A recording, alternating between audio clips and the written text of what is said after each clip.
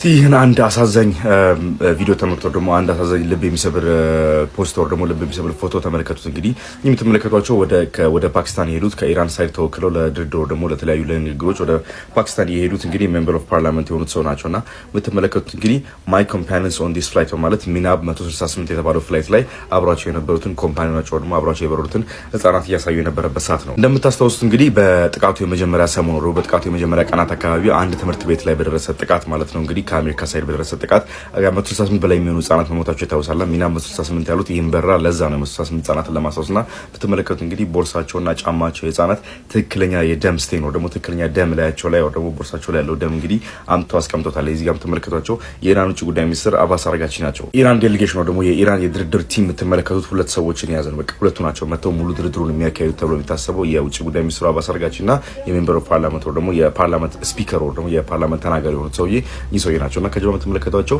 የፓኪስታን ፊልድ ማርሻል ደግሞ የፓኪስታን የዲፌንስ ሚኒስትሩ ዋና የሆኑት ፊልድ ማርሻል አሚር ሙኒር የሚባሉ ሰው ናቸው።